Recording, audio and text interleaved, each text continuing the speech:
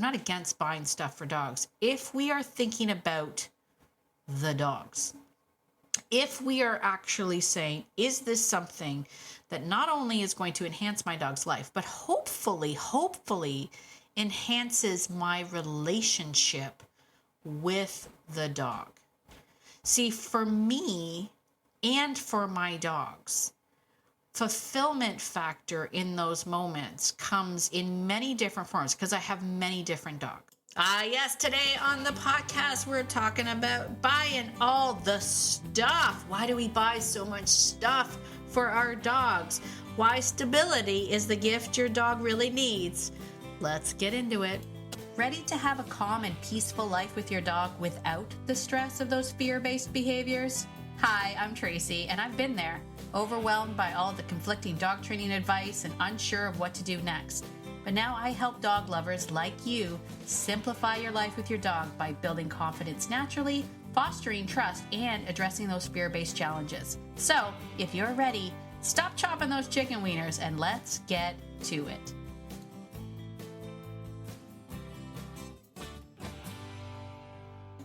Hey there, friend. Are you tired of that same old dog training lingo? You know, dominance theory, alpha, not alpha, operant conditioning, classical conditioning. I mean, what does it even mean?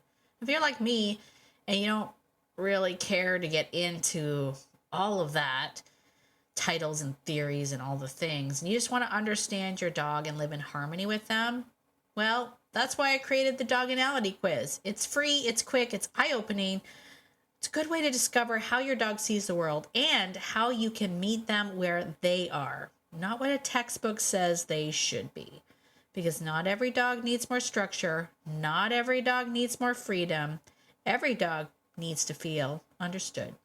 So if you're ready to stop Googling and start connecting, take the free quiz at beyondobedience.ca/quiz. Let's find out your doganality and learn a little something about yourself too. And be sure to head over to the free Facebook group, Living Beyond Obedience, to tell me what you got. All right, I'll see you there. Well, hello, my beautiful friend. It is Tracy. Welcome to Beyond Obedience, the podcast. Super duper welcome if you're brand new. If you're brand new, hugs from me to you. So glad that you are here. Listen, we like to talk about all things beyond obedience here because you've probably heard enough of the obedience stuff. Are you sick of the obedience stuff? I mean, some of you aren't. Some of you are like, I like obedience, and that's cool.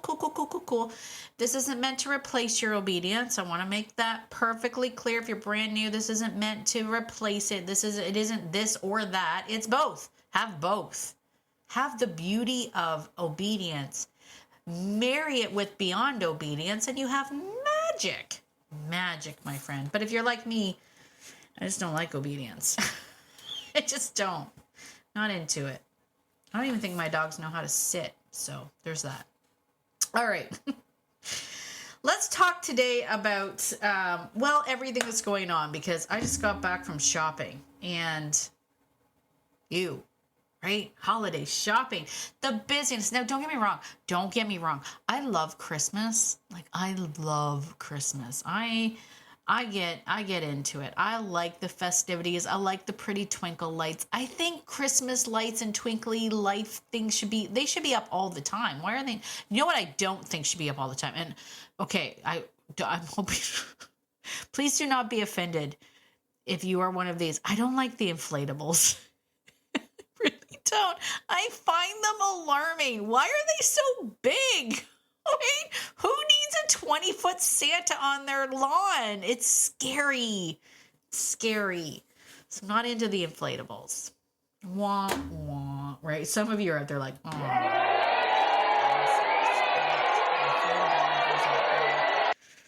They're like, inflatables, Tracy, are so much easier than stringing lights up on my gutters. You know what I'm saying? I get it, but they're also freaky. So, but twinkle lights.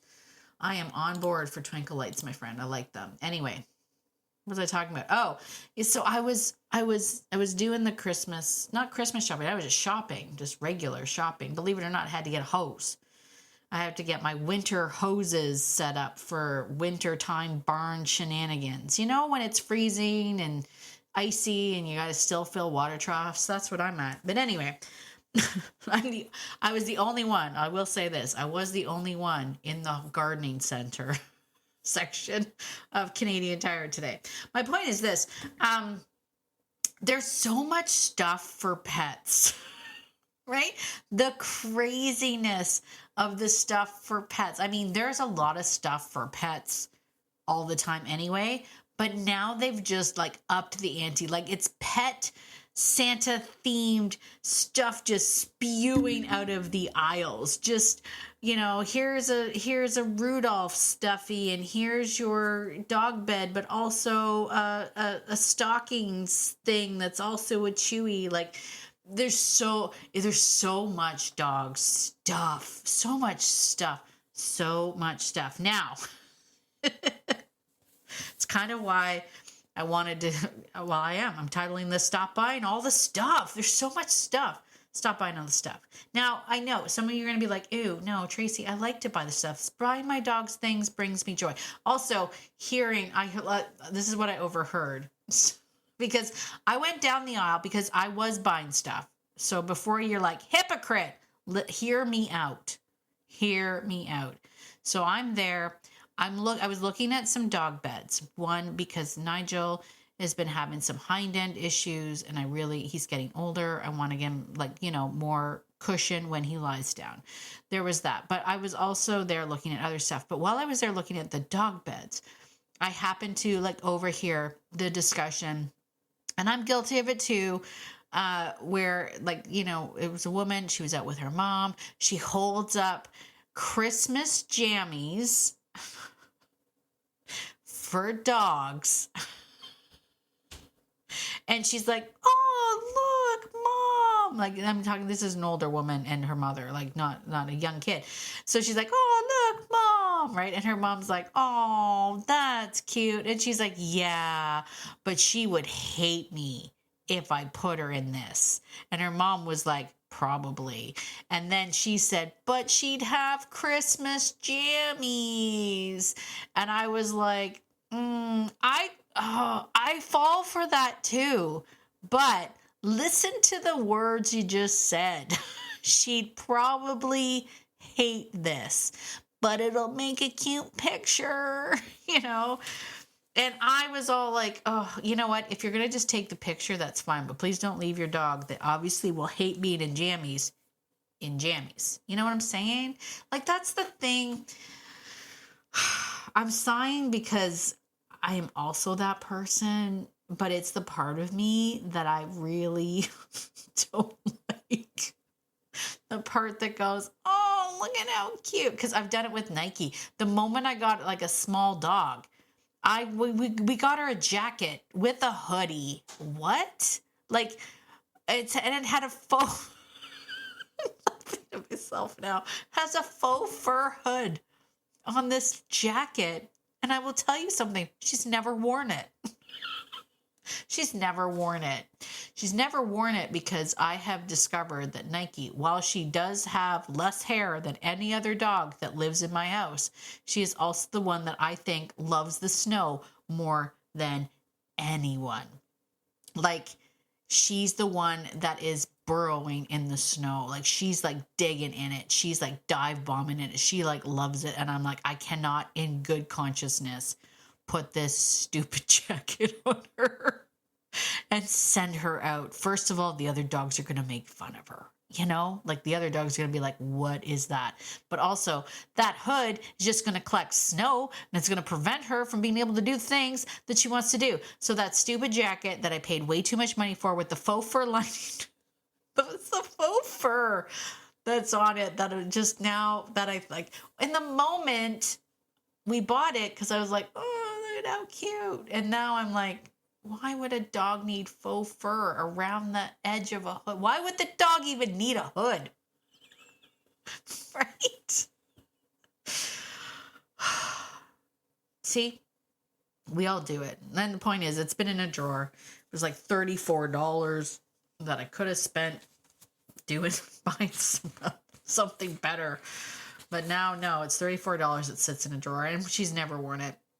Well, no, I shouldn't say that. We put it on her. We took a picture of it, and now she's never worn it since. So there's that. All right, let's get back to it. The whole point was that listening to people do it, I've been there, I do it. So I know I'm being all judgy pants right now, but also it is the part that I don't like about myself because we're not really doing it for the dog. Nothing about that experience is for the dog. Nothing about that experience is for the dog.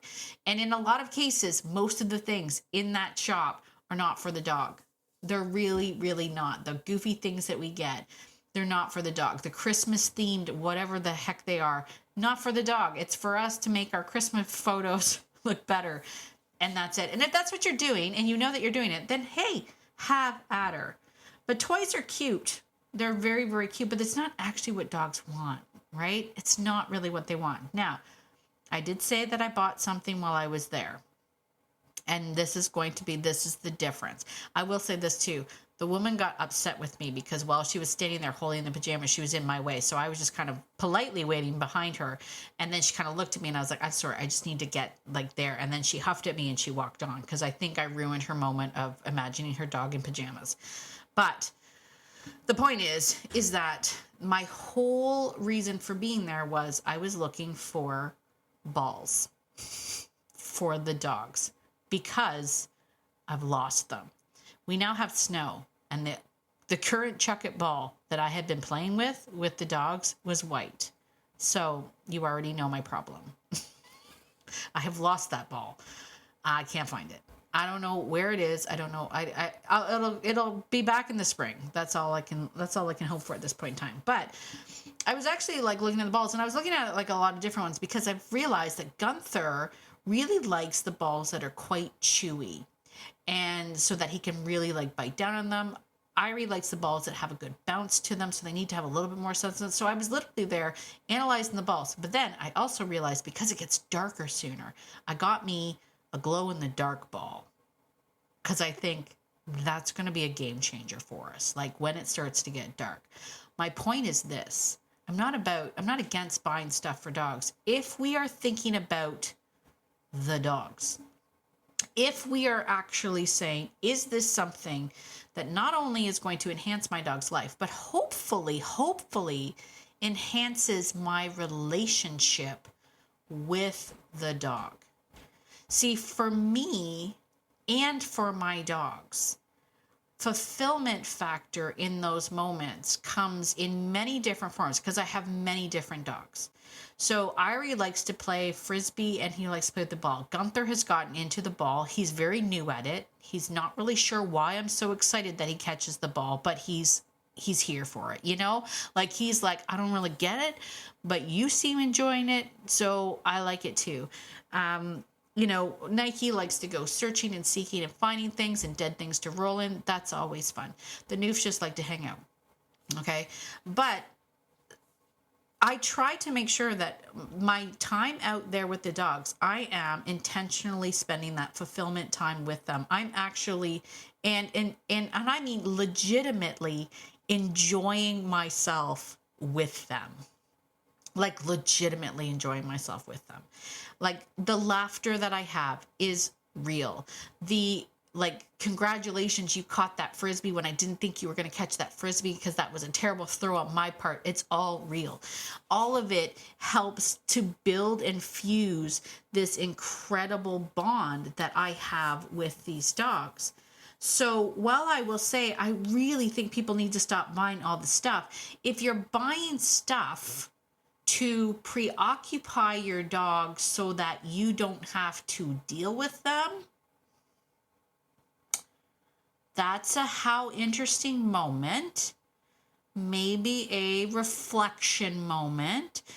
Again, there are times, like, don't get me wrong, if you're talking about, I like my dog to have some downtime and have a stuffed Kong with all of the goodies in it, well, he does that and I do this, and that's all fine. I'm just like, there's a wait time and whatnot, but there's also things that we're like, we buy things so that they can go do that over there. And it's not necessarily going to enhance our relationship. It's not going to enhance my bond with the dog.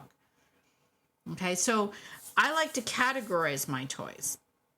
I've talked about this before for fulfillment, but I like to categorize my toys.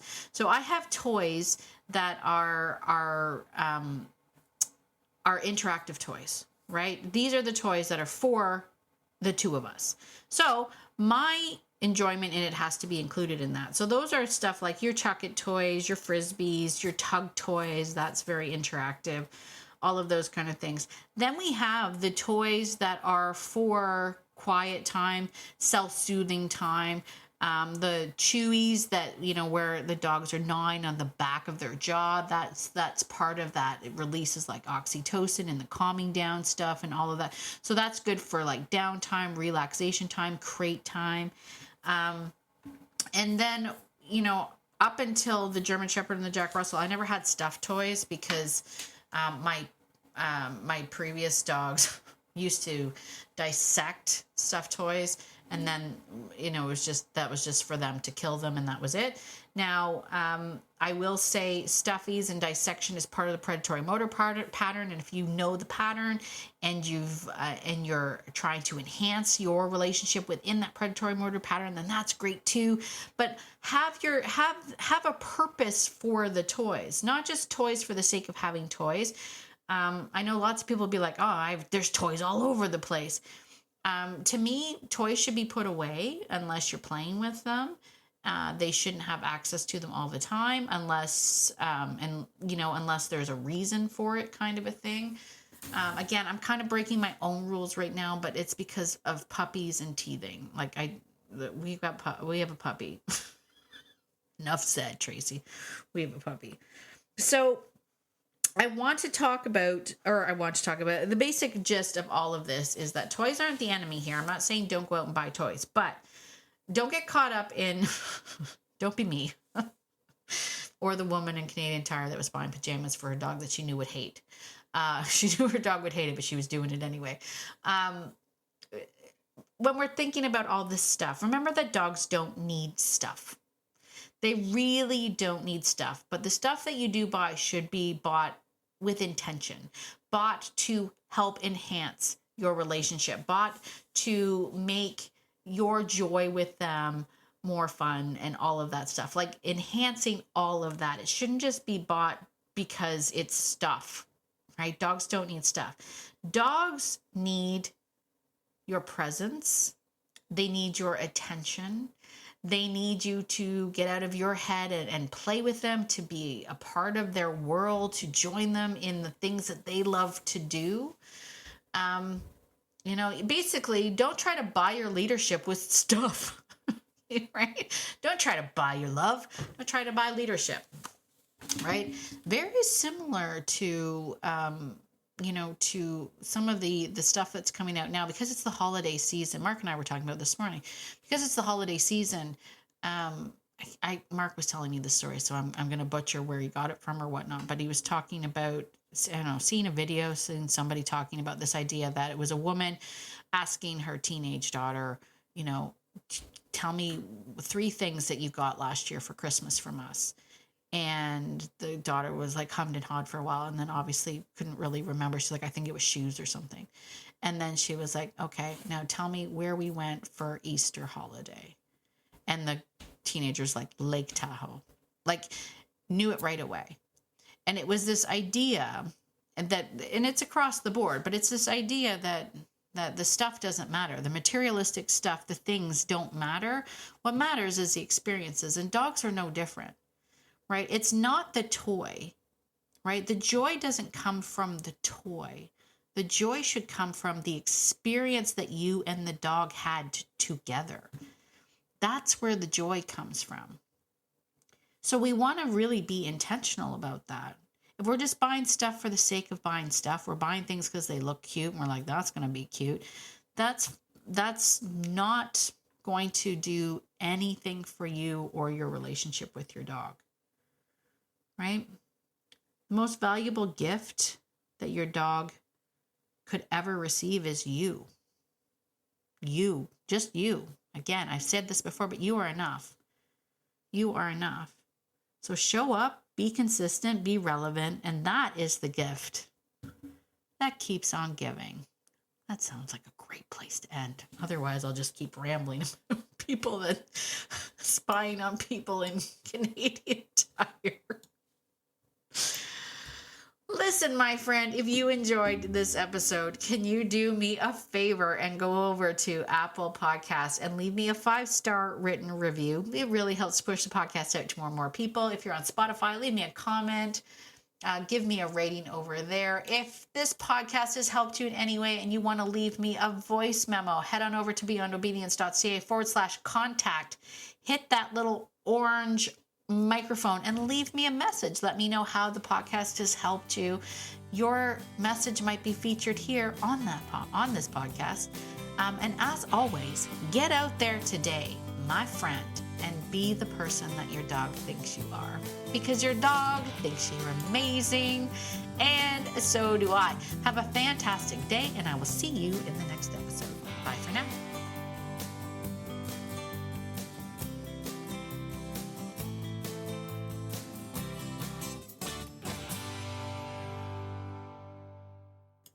And one more thing, this podcast is meant for entertainment and education purposes only and is not meant to replace hands-on professional training. If you're really struggling with your dog, please reach out to a professional in your area. All right, I think that's it. Bye for now.